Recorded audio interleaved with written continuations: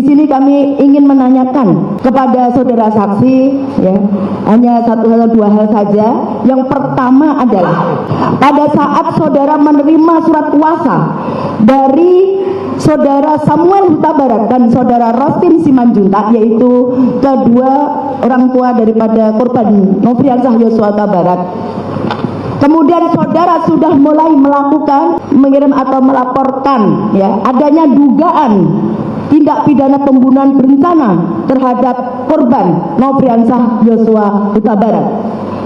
Pertanyaan saya, dalam hal saudara sebagai penasihat hukum dari keluarga korban Nofriansah Yosua Huta Barat, yang tentunya dalam hal ini mengandung amanah pada diri saudara untuk turut menegakkan kebenaran dan keadilan, serta dalam rangka mewakili keluarga korban dari sisi dan membela korban dari sisi viktimologi. Pertanyaan kami, ketika itu hambatan-hambatan atau rintangan-rintangan apa yang krusial yang saudara temui ketika saudara ingin menguak adanya peristiwa pidana tersebut, baik dari sisi internal kepolisian ataupun dari ekstern atau di luar kepolisian?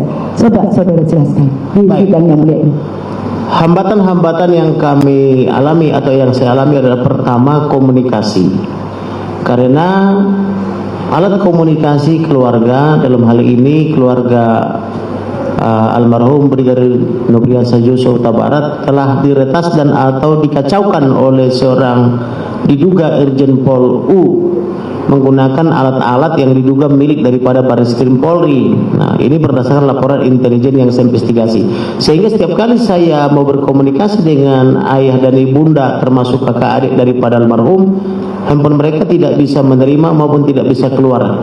Sehingga saya harus menggunakan telepon orang lain yang berjarak 1 sampai 2 km untuk setiap kali saya mau berbicara, karena itu di luar perhitungan mereka. Maka 2 orang hadir di sini yang teleponnya sering saya gunakan, yaitu telepon daripada Rohani Simanjuntak dan Sangga Sianturi, saksi Sangga, di samping telepon yang lainnya.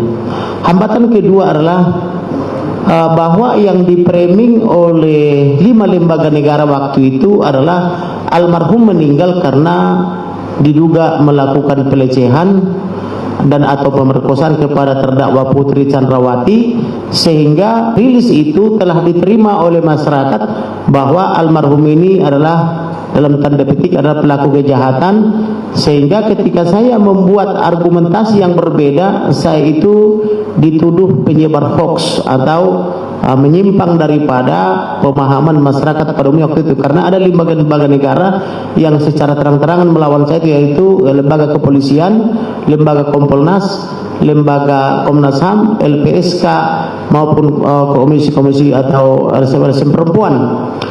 Sehingga ketika kita membawa warna baru, mereka semua sangat bencinya. Bahkan ada seorang Irjen Pol Purnawirawan dari Kompolnas 5 sampai 7 kali saya hitung dia satu hari membuat rilis seolah-olah dia bagian penerangan daripada Polri, memberitakan terus bahwa almarhum ini adalah sangat jahat, memperkosa Putri Chandrawati di Duren 3 Jakarta Selatan. Dan laporannya juga begitu dilapor tanggal 9 itu, satu hari itu juga langsung SPDP, langsung sudah seolah-olah segala sesuatu sudah tersedia seperti pekerjaan malaikat, sudah sidik dan seterusnya. Pokoknya belum lagi framing dari penasihat hukumnya bahwa kalau Putri Chandrawati itu adalah korban pelecehan seksual di kamar tidurnya di di Duren 3 di rumah dinas. Kemudian hambatan lainnya adalah ketika saya melapor kepada penyidik Pidum Polri, mereka itu sepertinya benci kepada saya, tidak suka dengan laporan saya ini. Terbukti saya mau memberikan bukti saja mereka semua ketakutan. Jadi saya heran kenapa ini penyidik sampai pangkat jenderal kok ketakutan, sampai bintang 3 pun ketakutan, yang mulia majelis hakim dan saudara jaksa penuntut umum.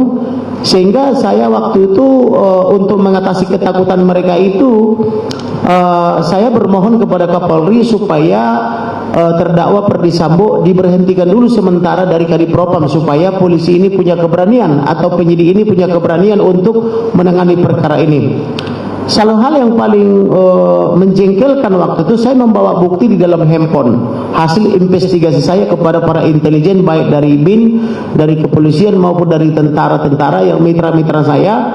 Karena saya sudah biasa bergaul dengan intelijen sejak saya masih mahasiswa, karena waktu mahasiswa saya pernah membela 10 orang intelijen yang disersi dan di PHK secara tidak hormat, tapi saya bela jadi kembali mereka intelijen. Jadi ketika itu tidak ada yang berani polisi-polisi atau penyidik ini yang mau menerima bukti saya dari handphone, sehingga caranya harus saya pindah dulu dari handphone ke laptop yang tidak tersambung ke internet.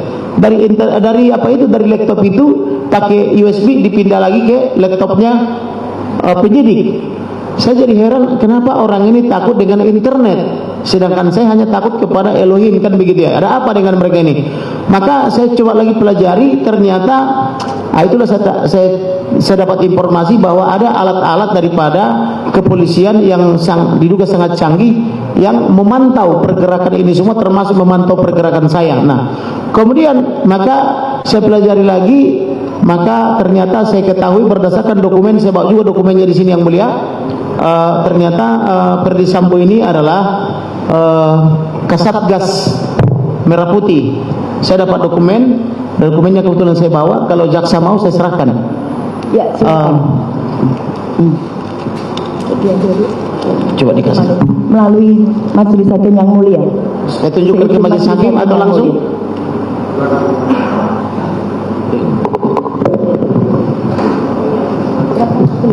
Ya. Mohon diserahkan pada majelis hakim yang mulia. Apa ini yang sudah mau sampaikan? Oke.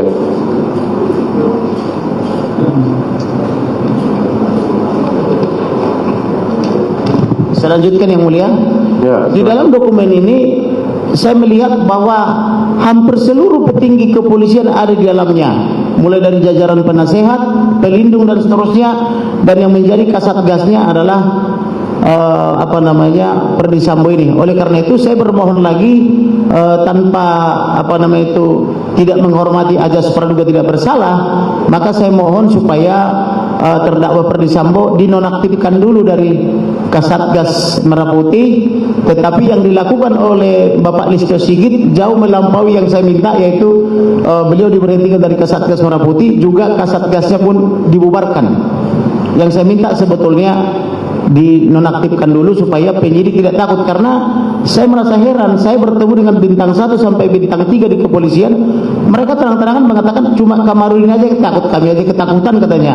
Itu di ruang jenderal bintang 3 dan disaksikan oleh jenderal-jenderal lainnya. Jadi saya bingung kenapa orang ini kok begitu takut, kan begitu. Rupanya setelah saya pelajari dokumen itu memang semua dedengkotnya kepolisian ada di situ, mulai dari paling senior sampai dengan yang junior ada di situ. Oleh karena itu saya minta tolong nonaktifkan dulu. Lalu hambatan yang berikutnya adalah saya juga dilapor ke polisi sebagai penyebar hoax.